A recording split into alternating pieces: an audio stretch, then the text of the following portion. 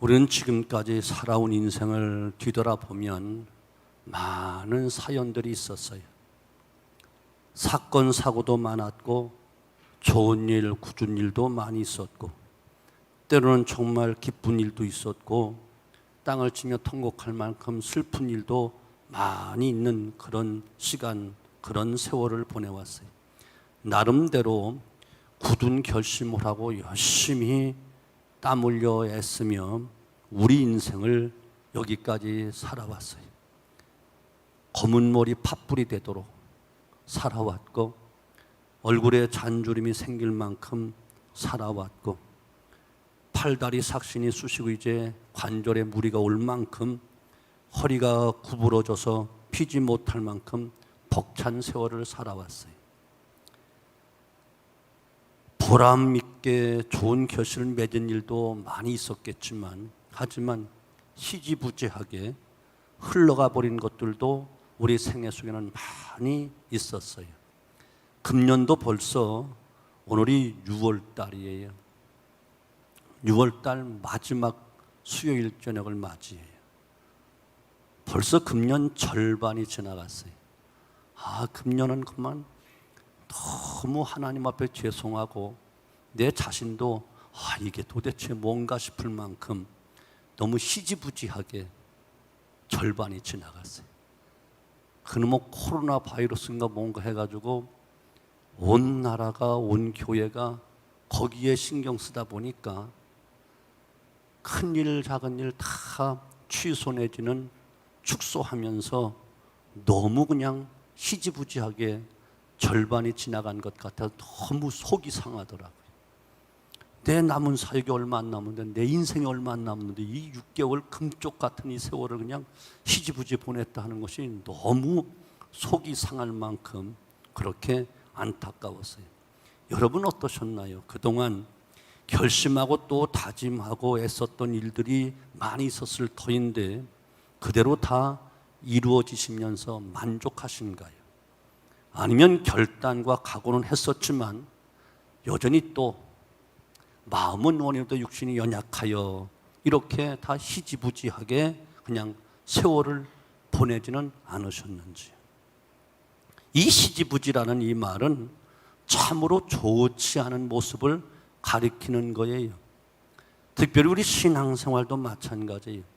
희지부지하는 신앙은 아주 안 좋은 거예요. 믿음이라는 것은 정말 참으로 놀랍고 대단한 거잖아요. 아멘. 아무나 믿을 수 있는 게 아니에요. 하나님이 택한 자만이, 하나님이 너는 나를 믿어도 된다고 허락된 자만이, 하나님이 특별히 택함 받은 자에게 선물로 준 자만이 믿음을 갖고 믿음 생활하는 것이기 때문에 이건 정말 금보다 귀한 거예요.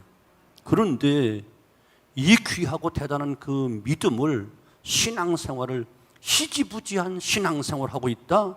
이건 정말 별 볼 일 없는 정말 안타까운 일임에 틀림이 없어요. 계시록 3장 15절로 16절 보면 소아시아 7교회에 대한 이야기를 쭉 하면서 마지막 라오디아 교회는 오늘날 현대교회 종말교회를 상징하는데 그 교회에 대해서 주님이 안타깝게 하신 말씀이 있어요. 내가 내 행위를 아노니 내가 차지도 뜨겁지도 아니하도다. 내가 차든지 뜨겁든지 하기를 원하노라. 내가 이같이 차지도 아니고 뜨겁지도 아니하니 내가 내 입에서 너를 토하여 내치겠다. 종말교회, 오늘날 교회 모습이 다 희지부지 신앙, 차지도 않고 뜨겁지도 않고 뜨뜻미지근한 신앙. 주님께서 차든지 덥든지 해. 나 그런 신앙 싫어. 희지부지한 신앙 싫어. 내 입에서 토하여 내치겠다. 이렇게 말씀하고 계세요. 요즘 코로나 이 바이러스 이것 때문에 교회마다, 우리 교회도 그렇고요. 우리 교회도 통 나오지 않는 분들은 사모가 신방도 하고 전화도 이렇게 하면요. 코로나 때문에 꼼짝도 않고 있대. 근데 중요한 것은요, 코로나 때문에 바깥 출입 못하고 꼼짝부터 집에 들어앉는 사람 거의 80%가 다 우울증 걸립니다. 우울증. 이건 더 코로나 전염병보다 더 무서운 거예요. 통계가 그렇게 나왔어. 이번 바이러스 이것 때문에 집에 두문불출하고 전혀 나오지 않는, 몇 달 동안 아주 안 나온 사람도 있대. 다 그런 사람들 거의 100% 우울증 다 걸렸대. 코로나 바이러스보다 더 무서운 병에 걸렸다, 이런 통계가 나왔어. 또 우리 교회 가운데 어떤 분은 왜 안 나오시냐 물으니까 코로나 때문에 못 나가면서 성실교회 너무 강해서 못 나가겠대. 이거 어떻게 해야 되는 거야? 뭐가 강하다는 거야? 여러분, 성경은 강하고 담대하라 계속 그러죠. 어떻게 약하고 비실비실해라 이런 성경 구절 하나도 없어. 여러분, 정말 마지막 라오디아 교회 모습이 바로 우리의 모습이 될까 심히 염려가 되고, 우리의 모습을 보신 주님께서 나는 너를 차지도 덥지도 않은 뜨뜻미진한 신앙 나 싫어, 시지분한 신앙 싫어, 내가 토하연대 치겠다, 이런 저주 아닌 저주의 말씀을 들을까 심히 염려가 되는 거예요. 오늘 본문 말씀을 따라서 우리 성도들이 새로운 출발을 향한 결단에 대해서 말씀을 드리려고 해요. 오늘 본문이 예수님이 요단강에 세례를 받으신 사건인데, 이 시간 우리는 예수님이 세례를 받으신 그 의미가 무엇인가 먼저 살펴보고, 그리고 세례라고 하는 것이 우리 성도들의 어떤 중요한 의미가 있는가 다시 한번 우리 세례의 의미를 깨닫고 배우는 중요한 시간 되어지기를 주님의 이름으로 축원합니다. 바라기는 이 말씀을 통해서 이미 세례를 받은 성도들은 다시 한번 우리의 신앙의 모습을 다시 한번 돌아보기를 바라고, 또 앞으로 세례를 받으셔야 할 분은 세례의 의미가 무엇인지 참으로 깊이 기억하면서 세례를 사모하면서 세례받는 기회가 있게 되어지기를 바랍니다. 자, 먼저 주님이 세례를 받으셨다고 하는 것은 중요한 결단을 의미하는 거예요. 9절 말씀, 그때에 예수께서 갈릴리 나사렛부터 와서 요단강에서 요한에게 세례를 받으시고 이렇게 말해요. 그때 이제 이 땅에 오신 예수님께서 구세주로서의 그 사명을 감당하기 위한 위대한 일을 시작하시기 위한 때가 되어서 이제 본격적인 행동으로 옮기는 결단을 이야기하는 거예요. 중요한 사역의 결단을 위해서 주님은 정든 고향 나사렛을 떠났어요. 고향에는 사랑하는 가족도 있었고 이웃도 있고 30년 동안 지낸 곳이니까 많은 친구도 있었을 것이고 고향의 모든 것이 다 정들었을 거예요. 그러나 요한에게 세례를 받으시기 위해서 그것을 떠나셨다라고 하는 것은, 그 세례를 받으셨다고 하는 것은 바로 하나님의 일을 이제 본격적으로 시작하시겠다고 하는 중요한 결단을 담고 있다는 이야기예요. 꼭 그런 것은 아니지만 교회는 세례식을 거행할 때 대략 이런 절차를 밟아요. 불신자가 교회에 등록하면 약 6개월 후에 학습을 쓰고, 그리고 또 6개월이 지난 후 1년이 돼야 세례를 받게 합니다. 대략 1년쯤이면 예수님에 대해서도 알고 교회도 좀 알고 신앙이 무엇인지 대략 알 수 있다고 하는 건 전제하에 1년 정도 되면 세례식을 베풀어요. 그리고는 세례를 받게 하기 위해서 반드시 문답을 합니다. 이 문답 시간에 이 사람이 예수를 분명히 나의 구주로 영접했는가, 구원받은 확신이 있는가, 이것만큼은 반드시 확인을 합니다. 그런 후에 세례를 베푸는 거예요. 그러니까 세례라고 하는 것은 그 사람에게는 예수님을 진짜로 나의 주님으로 믿는 계기가 되는 거예요. 세례를 받았다고 하는 것은 이제 예수님을 나의 구주로 믿고 나는 구원받았다고 하는 확신이 이처럼 표징으로 나타나게 하는 것이 바로 세례예요. 진짜 그리스도인이 되었다는 것을 고백하고 만 교인 앞에 공포하고 선포하는 예식이 바로 세례식인 거예요. 그래서 세례를 받아야 정식 교인으로 인정을 하고 그 다음부터 성찬 예식도 참여시키고 공동의회에 참여시켜서 교회 일원으로서의 이제 당당하게 권리와 의무를 감당하도록 이렇게 허락하는 거예요. 그러므로 진정으로 세례를 받았다고 하는 이 말은 중요한 결단을 필요로 하는 거예요. 과연 그리스도의 사람으로서의 예수 믿는 사람의 삶을 살겠다라고 하는 결단의 순간이요, 아주 중요한 그 의미가 있는 시간이 바로 세례를 받는 거예요. 이해가 되시죠? 사랑하는 성도분, 우리 예수님을 보시지요. 나사렛이란 고향을 뒤로 하고 결단을 내려서 이제 요단강으로 오신 거예요. 가족과 친구들이란 그 아름답고 좋은 것들을 다 뒤로 하고 떠나는 결단이 있었어요. 그 고향의 푸근함을 떠나고 새로운 일과 그 지역을 향하여 출발하신 결단이 주님에게 있었다는 거예요. 그 당시로서는 이 모든 것이 다 불편하고 힘든 일이에요. 그러나 우리 주님은 그 결단을 하시면서 이제 공생의 시작을 이렇게 하시는 거예요. 성도 여러분, 여러분 세례 받으면 어떠하고 앞으로 세례 받으실 분들은 세례에 대한 생각은 어떤 생각을 갖고 계신가요? 교회 생활을 하면서 그냥 받으라고 하니까 받는 하나의 형식이 절대로 아니에요. 세례는 결단이 필요한 것을 꼭 기억하셔야 돼요. 하나님을 향한 거룩한 결단, 이 세례를 통해서 내 자신이 확신하고 모든 만민 앞에, 교회 앞에 공포하는 것이 바로 세례라는 것을 기억하셔야 돼요. 그래서 갈라디아서 5장 24절에 그리스도 예수의 사람들은 육체와 함께 그 정욕과 탐심을 십자가에 못 박았느니라. 곧 예수 믿기 전 모든 정욕과 탐심, 육체의 모든 것을 다 죽였다. 이것이 바로 세례라니까요. 아멘. 빌립보서 3장 8절에 보면 사도 바울은 또한 모든 것을 해로 여기면 내 주 그리스도 예수를 아는 지식이 가장 고상하기 때문이라. 내가 그를 위해서 모든 것을 잊어버리고 배설물로 여기면 그리스도를 얻고, 예수를 위해서 모든 것을 다 배설물로 여긴다. 사도 바울은 이렇게 고백하는 거예요. 여러분, 우리 자신을 돌아봐야 돼요. 세례를 받으시면서 또 세례를 받은 지금 이 순간 우리는 새록새록 이런 결단이 있어야만 되는 거예요. 세례를 받으시면서 진정으로 예수님의 그 몸의 지체로서의 우리의 삶이 분명히 우리 생활 속에 나타나야 된다. 그러니 아멘.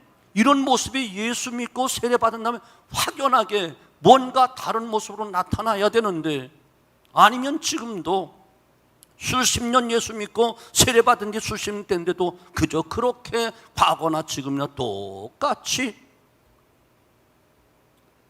여러분, 초대교회에서 예수를 시인한다, 그 세례를 받고 예수를 시인한다는 것은 죽음과도 같았어요. 예수를 시인하고 예수를 믿는다고 하는 그 순간, 그 세례를 받는 순간 가정에서 쫓겨나기도 하고 가문에서 추출당하기도 하고 사회에서 추방당하기도 했어요. 사도행전 9장 22절 보시죠. 소경이 눈을 뜬 다음에 예수님 눈 띄워줬다라고 하니까 많은 제사장들과 유대주의자들이 뭐라고 말하는 줄 아세요? 예수를 시인하면 출교하기로 결의가 됐다니까요. 법으로 그렇게 정해놨어요, 초대교회는. 그렇게 순교를 각오하지 않고는 예수를 믿는다 고백할 수 없고 그 세례를 받을 수가 없는 상황이 초대교회였다니까요. 그럼에도 불구하고 그 심한 핍박 속에서도 그들은 예수를 시인하고 세례를 받고 온 세계를 모두 정복하는 놀라운 담대함이 있었다니까요. 그만큼 결단이 있었다는 거예요. 이런 결단을 가져 신앙생활을 하는 거예요. 아멘. 조금 어려움 온다고 주저앉고, 조금 시련 온다고 주저앉고, 전염병 돌다고 주저앉고, 이런 신앙 가지고 무슨 순교를 각오하고 무슨 말세에 무슨 무대에서 결단하겠다니. 아니에요. 세례를 받으셨다는 것은 결단을 의미하는 거예요. 여러분, 그런 의미로 여러분 세례 받은 거예요.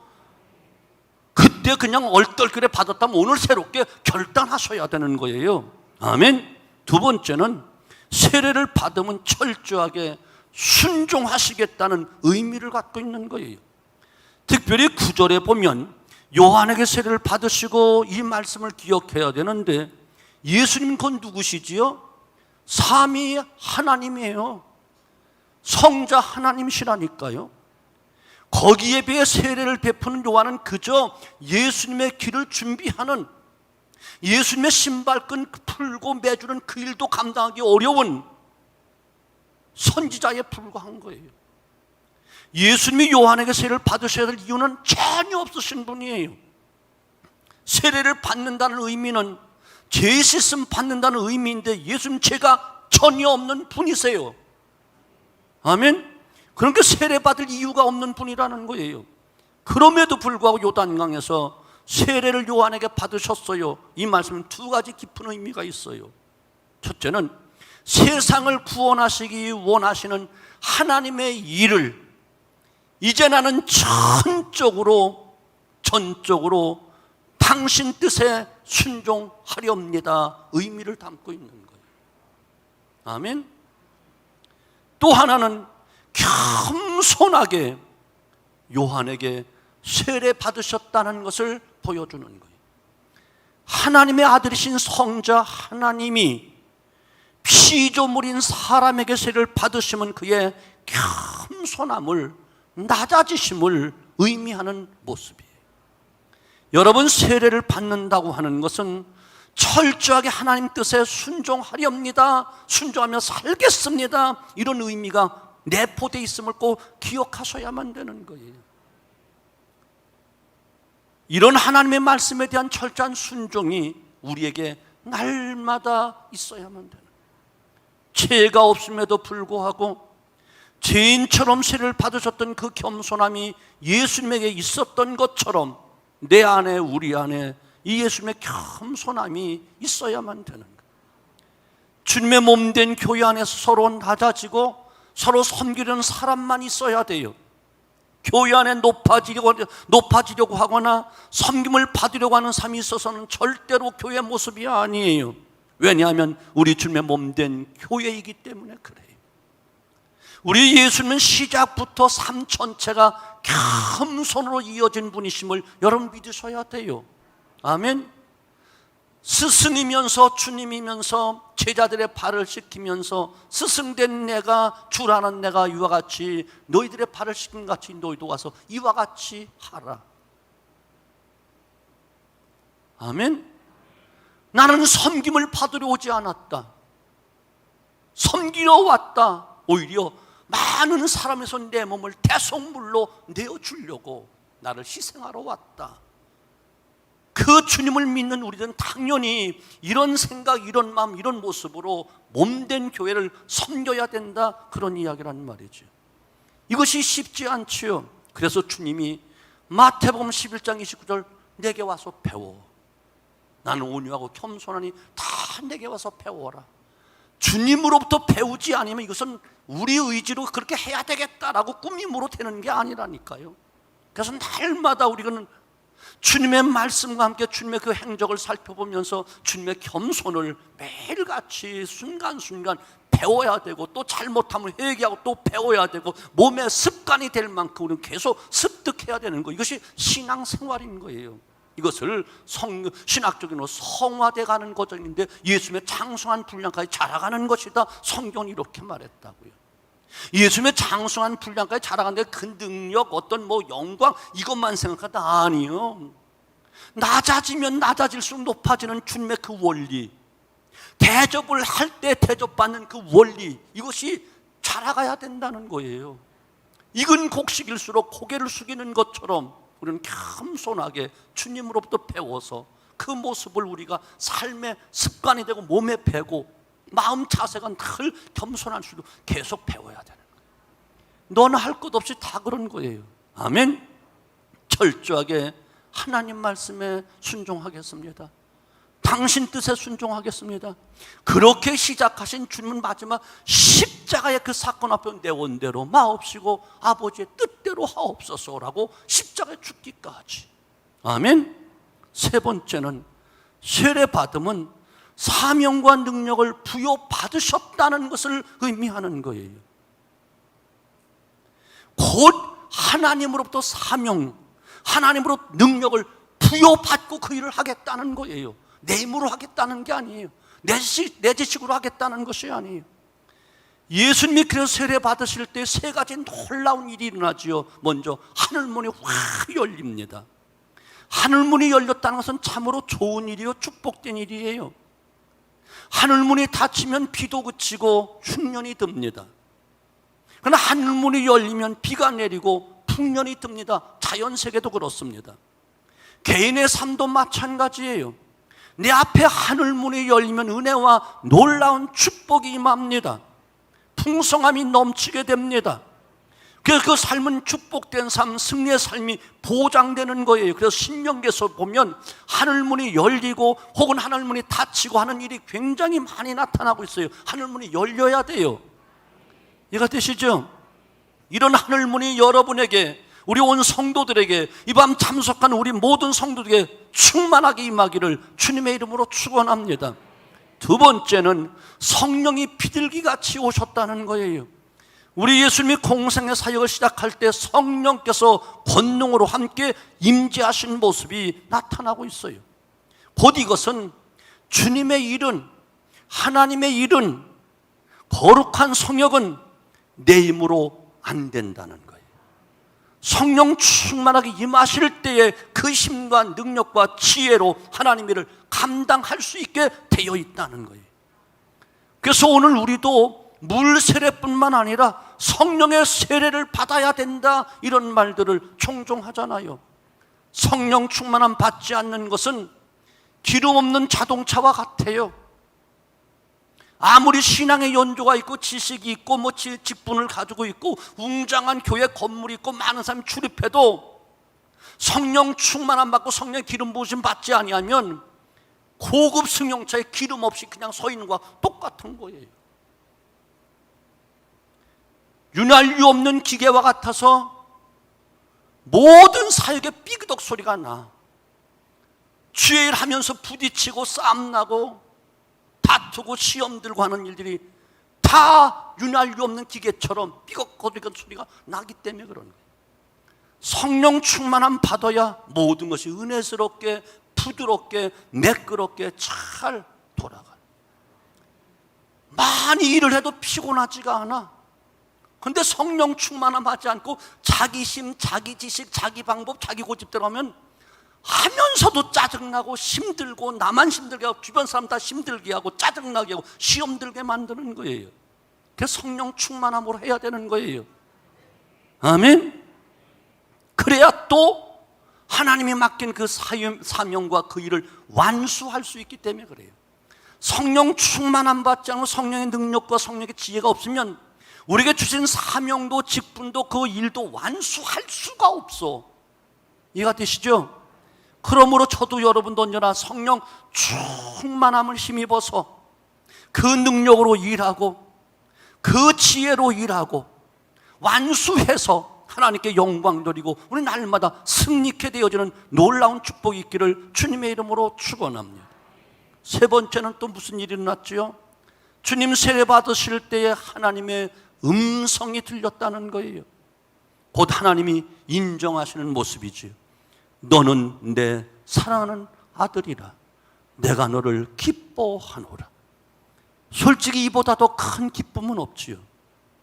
이보다 더 큰 축복은 없지요.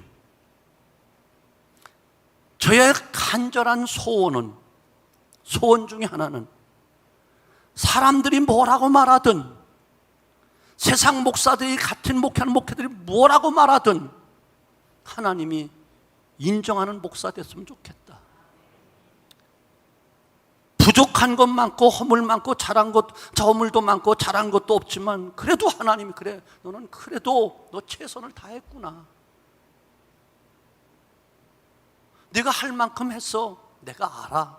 이 말 듣기를 원해.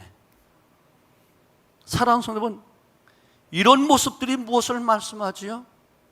우리 예수님께 세례를 받으실 때 하나님의 사랑을 받으셨고 사명을 받으셨고 그리고 사명을 감당하는 능력도 함께 받으셨고 하나님께서 인정하셨다는 거예요. 그래서 교회에서도 세례를 받은 자에게만 그때부터 직분이 주어지잖아요. 그 인정을 받고 성가대 하세요. 인정받았으니 교사하되 하세요. 셀리더도 하시죠. 세례를 안 받으면 절대로 어느 직분 수십 년 교회를 다녔어도 직분을 줄 수가 없는 거예요. 오늘 주님 세례 받으실 때 임하셨던 이 놀라운 축복을 이 우중에도 이 성전에 올라온 우리 모든 성도들에게 이 말씀으로 축복해 드리기를 참으로 원합니다. 이 시간 어렵게 올라온 우리 모든 성도 여러분, 각 가정마다 여러분 인생에 하늘문이 활짝 열리셔서 풍성한 하나님의 은혜와 축복이 여러분 삶 속에 넘치게 되어지기를 주님의 이름으로 축원합니다. 그러므로 영육간에 남에게 구워주고 빌려주어도 부족함이 없는 은혜가 넘치게 되어지고 축복이 넘치기를 주님의 이름으로 축원합니다. 에스겔서에 약속하신 그대로 하늘문을 활짝 여시고 축복의 장마비를 쏟아 부어주셔서 온 사방이 복되게 하시는 놀라운 은혜와 역사가 임하게 되어지기를 주님의 이름으로 축원합니다.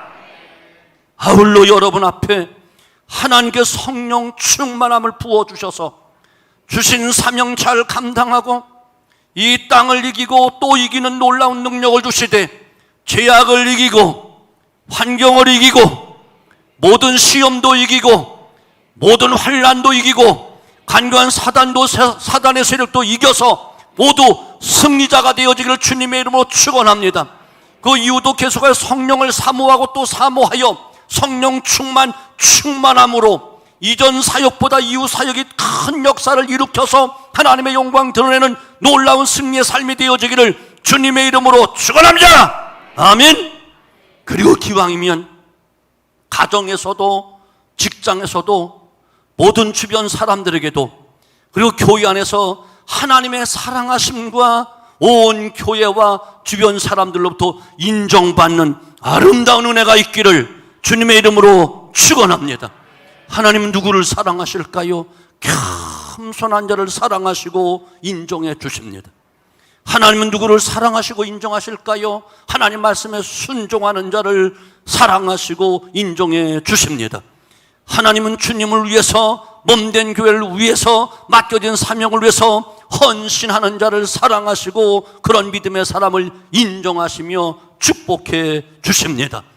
무시를 당해도 거절을 당해도 이처럼 끈기 있게 기도했던 가나안 여인을 향하여 내 믿음이 크도다 인정해 주셨던 주님, 말씀대로 믿는 백부장의 신앙을 보면서 이만한 믿음을 내가 보지 못했다라고 그 믿음을 인정해 주면서 응답해 주던 주님, 마음속에 간삼이 전혀 없었던 이처럼 나다네엘을 통해서 참 이스라엘 백성이로다라고 인정하시고 사랑하셨던 우리 주님, 내가 이 세 아들 다윗을 만나니 내 마음에 합한 자로다 주님 사랑하시고 인정하셨던 다윗, 아브라함이 모리아 산에서 이삭을 바쳤을 땐 내가 이제야 내 독자들 이삭보다 나를 더 사랑하는 줄 아노라 사랑하시고 인정하시고 하늘의 별처럼 바닷가의 모래처럼 무수한 축복을 주셨던 아브라함 같이 우리 모두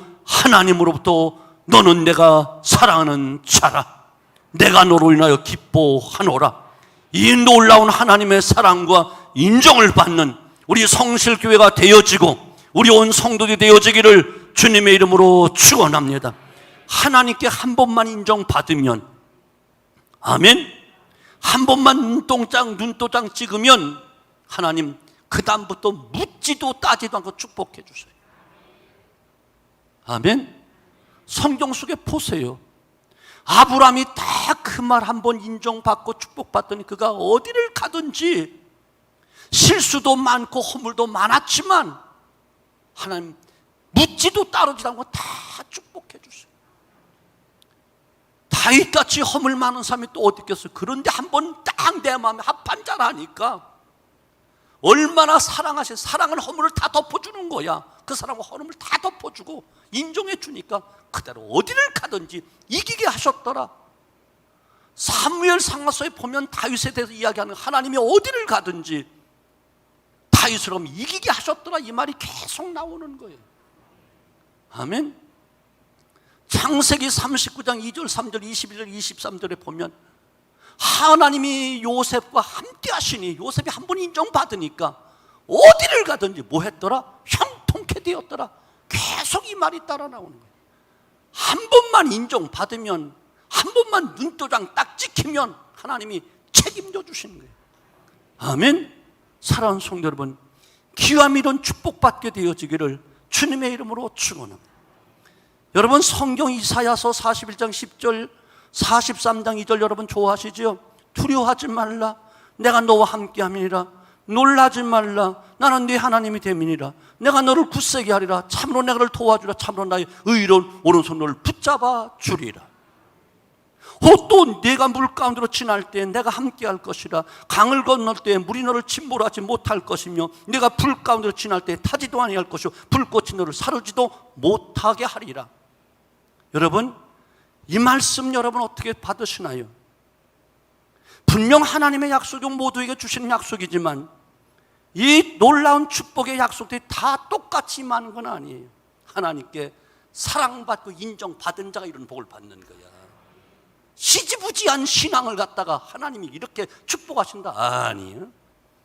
구원은 믿음으로 다 은혜로 받지만 이와 같은 특별한 축복, 특별한 보호는 사랑받고 인정받은 자만 받는 것이지 개떡같이 믿는데 주실 것 같아요? 시지부지 믿는데 줄 것 같아요? 어린 반푼어치도 없어요. 이해가 되시죠? 기분 나빠서 아멘이 안 나와요? 수요 예배 정도 나오면 대단한 거야. 아멘 좀 해. 복 빌어주는 거니까. 이해가 되시죠? 아브람도 이삭도 야곱도 바울도 무슨 믿음으로 구원받고 천국 가는 건 믿음으로 봐. 그러나 축복은 믿음으로 받는 게 아니에요. 신앙의 결단을 하는 자, 하나님 말씀에 순종하는 자, 하나님께 사랑받고 인정받은 자가 복을 받고 기적의 주인공이 되는 것이지 그냥 되는 게 아니라니까. 성경 속의 모든 기적과 축복은 다 순종과 짝을 이루고 있지 그냥 되는 게 없어요. 아멘. 신명기 28장 1절로 14절 축복의 장이라 하는 말도 내 말을 삼가 듣고 지켜 행하는 자에게 이와 같이 복을 주래. 들어와도 복을 받고 나가도 복을 받고 떡 반죽을 그릇 받고 복을 받고 내 우양의 새끼까지 복을 받고 세계 민족에 뛰어나게 하고 머리가 될 정 꼬리 되지 않게 하고 위에 있을 정 아래 있지 않게 하시고 원수 대적이 한 길로 치러다 7개로 도망하게 만들어주고 하나님 말씀에 순종하는 자. 선생님이여, 내가 밤이 맞도록 수고했지만 낚은 것이 하나도 없지만 말씀에 의지하여 순종하여 그물을 내리다 했을 때 2배가 잠기게 될 만큼, 그물이 찢어지게 될 만큼, 동료들이 놀랄 만큼 2배가 거두게 되어졌지. 아멘. 나만 장군이 요단강에서 몸을 담고 씻으라고 해서 7번 담갔을 때 씻어듣고 깨끗해졌지 6번까지도 안 이루어졌다니까요. 이해가 되시죠? 사랑하는 성도분, 이 어려운 시간에 올라온 우리 모든 성도들, 정말 우리 주님이 세례를 받으실 때에 하늘문이 활짝 열림같이 오늘 밤 이 설교 듣고 새로운 신앙의 결단과 하나님 말씀에 철저하게 순종하겠다 다짐하고 일어나는 이 순간 하나님이 하늘문을 활짝 여시고 아멘, 아멘, 성령이 임하시며 너는 내 사랑하는 자, 내가 너로 인하여 크게 기뻐하노라 인정받고 사랑받는 큰 은혜가 있기를 주님의 이름으로 축원합니다. 오늘 예수님의 세례를 받던 이 모습과 그때 일을 살펴보았어요. 예수님이시기 때문에 그랬다는 것을 말씀하는 것도 아니에요. 세례는 이런 중요하고도 복된 의미가 있다는 것을 이 시간 알아야 돼요. 우리 날마다 세례 받은 자답게 신앙의 새로운 결단이 매 순간순간 있어야만 되는 거예요. 주의 말씀에 순종하겠다는 아름다운 다짐도 있어야 되고, 내게 주신 사명, 내게 주신 직분, 내 능력, 내 지혜, 내 방법이 아닌 성령의 능력으로만 가능한 줄로 믿고 성령 충만함을 사모하는 귀한 은혜도 있게 되어주시기를 주님의 이름으로 축원합니다. 이제 다시 한번 우리 자신을 돌아보면서 예수님의 세례 받으셨을 때 있었던 그 놀라운 징조들이 우리 삶 속에, 사역의 현장 속에, 신앙생활 속에 날마다 새로워지는 놀라운 은혜가 있기를 주님의 이름으로 축원합니다. 우리 찬